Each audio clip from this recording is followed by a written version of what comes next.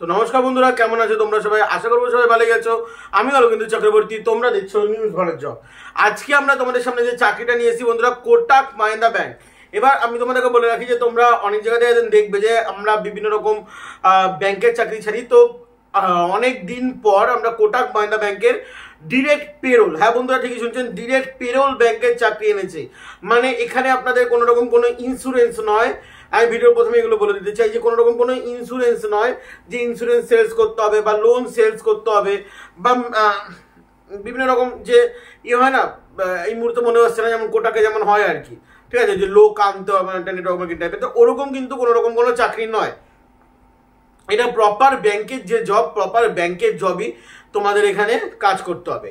এবং এখানে যে পজিশনটা আছে না, এটা কিন্তু মানে একটা ম্যানেজিং পদে আছে, কোনো অফিসার সেলস বা এরকম কোনো কিছু কিন্তু নয়, ম্যানেজিং পদে ভ্যাকেন্সি আছে। তো এখানে আমি তোমাদের মিনিমাম 1 ইয়ার এক্সপিরিয়েন্স ওই চাকরি ক্ষেত্রে লাগছে না, একটু অদ্ভুত এক্সপিরিয়েন্স লাগবে, সেটা তোমরা পুরো ভিডিওটা দেখো। আই থিঙ্ক এই অদ্ভুত এক্সপিরিয়েন্সটা অনেকেরই আছে, ঠিক আছে। আর লোকেশন এখানে প্রচুর আছে, লোকেশন সব বলা সম্ভব নয়, কোনখান থেকে কতখানি অবধি লোকেশন আছে সেগুলো আমরা বলে দেবো। তো ওখানে গিয়ে যারা যারা মানে কাজ করতে পারবে বা ওখানে যারা যাদের সুবিধা হবে তারাই একমাত্র আবেদনটা করবে। তো চলুন ভিডিওটি শুরু করা যাক। ভিডিওটি আজকে বেশি বড় করবো না, কোটাক মাহিন্দ্রা ব্যাংকের ভিডিও 5 মিনিটের মধ্যে শেষ করে দেবো। শুধু একটা কথা বলবো, কোটাক মাহিন্দ্রা ব্যাংক এছাড়াও বিভিন্ন ব্যাংকের নামে কলকাতার বিভিন্ন অঞ্চলে বিভিন্ন জায়গায় টাকা চাওয়া হয় কোর্সের নামে। আমি কোনোটাই ফ্রড বলছি না, ফেক বলছি না, শুধু হ্যাঁ অনলাইনে যেগুলো হয় সেগুলো টোটালি ফেক। অনলাইনে কখনো কাউকে টাকা দেবে না, আগে তোমরা রিজন জানবে যে তোমরা কেন টাকাটা দিচ্ছ। ফর্ম ফিল আপের জন্য টাকা নেয় না, সরকারি ব্যাংক ছাড়া কোনো কিছুর জন্য ফর্ম ফিল আপের জন্য টাকা নেওয়া হয় না। আর সরকারি জায়গায় সরকারিভাবে টাকা নেওয়া হয়, ঠিক আছে, কিন্তু কোনো রকম ওরকমভাবে ফোনপে গুগল পের মাধ্যমে কখনো কাউকে টাকা দেবে না।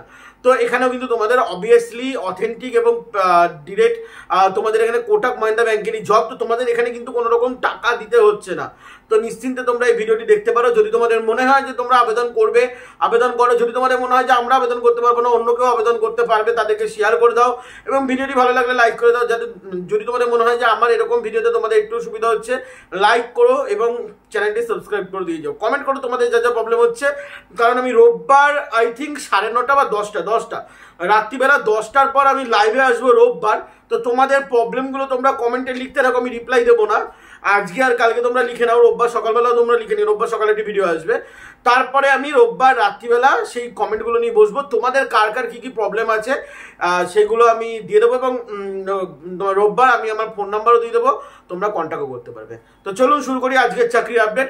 প্রথমে বলে রাখি, এখানে পজিশন হলো অকুপেশন ম্যানেজার, ঠিক আছে, অকুপেশন ম্যানেজার। এবং এখানে আমি তোমাদের স্যারের নাম্বার আগে প্রথমে বলে রাখি, 7001312126।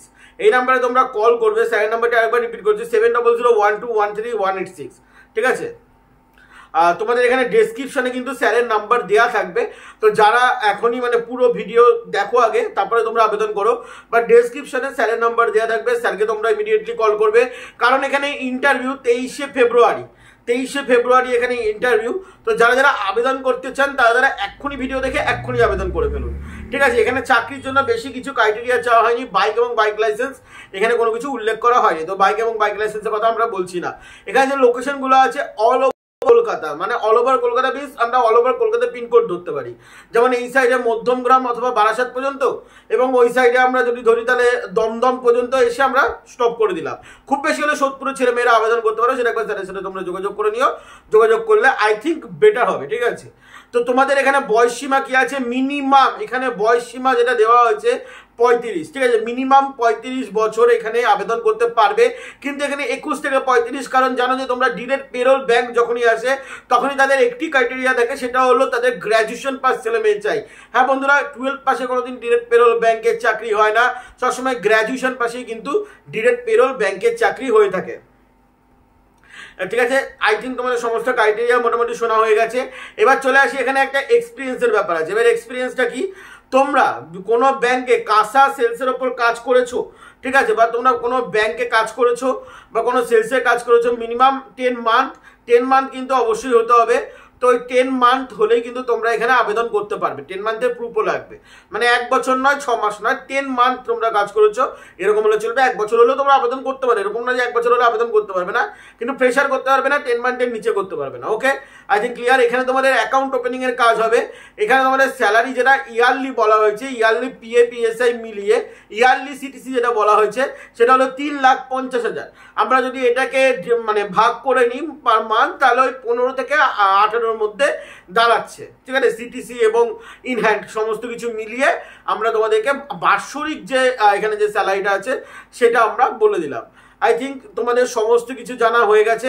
এখানে ইন্টারভিউ 12টা থেকে 4টের মধ্যে আছে, তো ইমিডিয়েটলি তোমরা কল করো 23শে ফেব্রুয়ারি। এখানে ইন্টারভিউ ডিরেক্ট কোটাক মাহিন্দ্রা ব্যাংকের আন্ডারেই তোমাদের চাকরি হবে। ইমিডিয়েটলি ফোন করো স্যারকে, স্যারের ইন্টারভিউ ফিক্স করো। আর হ্যাঁ, তোমাদেরকে আরও একটা কথা বলে রাখি যে তোমাদের যাদের যা যা প্রবলেম হবে সেগুলো তোমরা স্যারদেরকেই বলবে, তাহলে স্যারদের বুঝতে সুবিধা হয় যে মানে যে কাদের কি প্রবলেম হচ্ছে, তাহলে তোমাদের সেই অনুযায়ী ইন্টারভিউ হয়তো পরে ফিক্স করা হবে, সেটা তোমরা বলে নেবে। আর লোকেশন যেটুখানি বললাম সেইটুখানি চত্বরের মধ্যে আবেদন করো, কেউ নদিয়া থেকে এসে আবেদন করো না। হ্যাঁ, যদি কারোর এখানে যদি আত্মীয় স্বজনের বাড়ি থেকে কলকাতায়, তাহলে তোমরা আগে সিবির মধ্যে কলকাতা লোকেশনটা পুট করো, তারপরে তোমরা স্যারকে সিবি পাঠাও বা স্যারকে তোমরা কল করো। আগে কলকাতার লোকেশন পুট করো, ঠিক আছে, না নইলে কিন্তু স্যারকে কল করবে না। নইলে মানে প্রথমে ফোন করে বলবে না নদিয়া, যখন তুমি কলকাতা লোকেশন পুট করছো তাই তুমি কলকাতা থেকেই ফোন করছো, এরকমভাবেই যেন বোঝায়। আই থিঙ্ক তোমরা বুঝে গেছো সমস্ত কিছু। তো ভিডিও আমি এখানে শেষ করলাম। তো মাথায় রাখবে, গ্র্যাজুয়েশন পাস ছেলেমেয়েরা আবেদন করবেন, আন্ডার গ্র্যাজুয়েট 12 পাস ছেলেমেয়েরা আবেদন করবে না। ভিডিওর প্রথমে বলে দিচ্ছি, নিচে ডেসক্রিপশনে নাম্বার আছে, তো নাম্বারটি একবার চেক আউট করে নাও, ডেসক্রিপশনের নাম্বার থেকে তোমরা কল করে নিও। চলো বন্ধুরা, ভালো থাকবেন, সুস্থ থাকবেন, জয় হিন্দ, বন্দে মাতরম।